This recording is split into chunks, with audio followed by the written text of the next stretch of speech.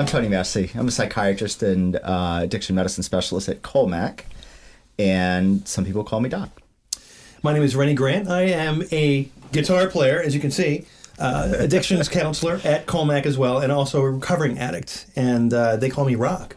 All right, and that makes us Roc and Doc. All right. Well, Rennie. Yes. In addition to having a great studio that we're in, thank you so much. Absolutely. I'm glad to invite everyone into my little world. Yeah. I think we have a question. We do.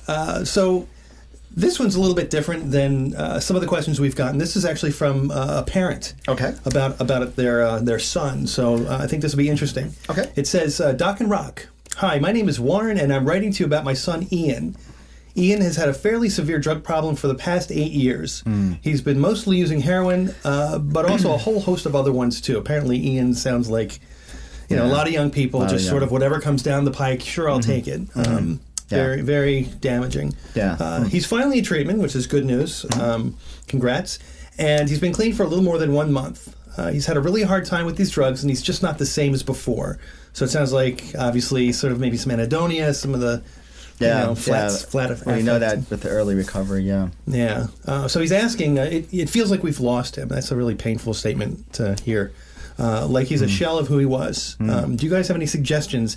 My wife and I are really concerned. So that's a heavy question. Oh, that is. Sounds like, the parents are, Warren and his wife, are just feeling like their son is maybe not going to come back to them or incapable of coming back to where he was before. Yeah, sort of like a double or triple loss with the addiction and everything else going on, and now finally, kind of turning a corner of sorts and still, not who they expect him to be and whatever. And again, we see this a lot. We do. Why don't I just kind of kick off a little bit of an answer here, just sort of sticking with, people who know me know I go straight to the biology and research. And, I think what may be apparent to Warren and his wife and probably others as well with the son is what happens with chronic active addiction. And it in many ways, it's kind of a hyper-inflammatory state in your whole body, especially in the central nervous system, and driven by, chemical mediators like cortisol, which drives on inflammatory mediators, like the cytokines, particularly cytokine 6. This is a pretty smart set of stuff. Pretty smart stuff. So the fact is, you got a bunch of molecules roaming around in your body that when you need them, they're great. But if they're there in a chronic, ongoing thing, they can really take a toll and damage, nerve cells and really cause a disruption in how people function emotionally, cognitively. You mean people get kind of like, it's hard for them to maintain their emotions, or maybe they get explosive? Regulate, mostly a lot of us are regulating emotions, feeling, emotions, problem solving, being creative. All these things can kind of diminish quite a bit. What's that look like in like the person who's been using?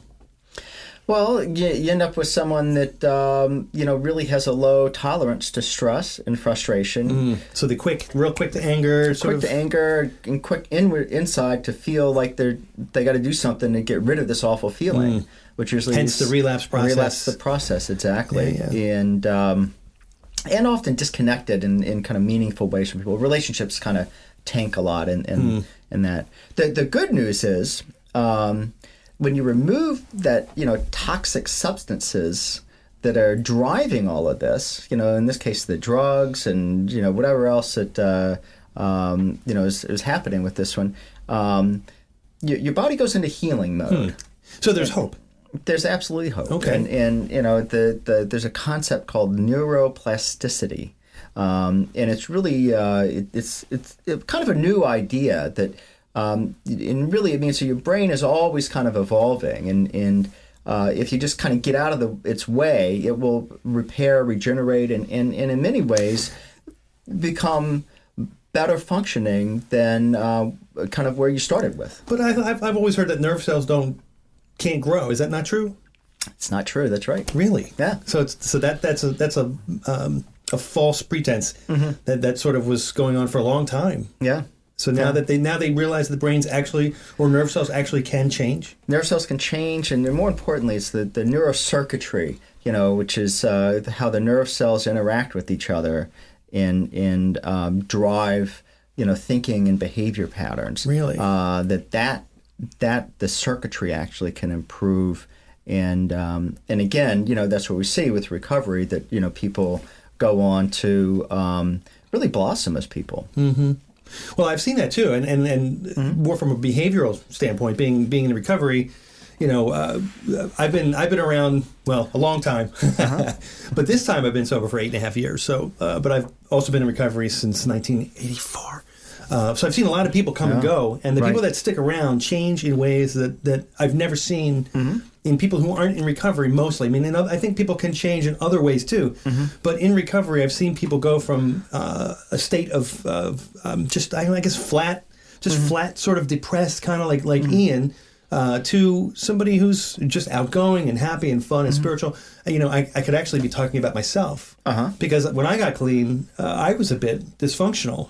I had a hard time working. I had a hard time concentrating, focusing, mm-hmm. low self-esteem. Yeah. And as I've gone through recovery, it took a while, but as I did the things that were suggested to me mm-hmm. by my therapist, in meetings, I didn't see myself change as I was changing. I looked back in time and I would say, I haven't been depressed for the past month. Right. And I noticed like an absence of symptoms. Mm-hmm. So I think Warren may be looking for Ian to get better, almost as if there's a cold and the cold is cured. And why isn't Ian breathing successfully through his nose, right? Or chest. Right.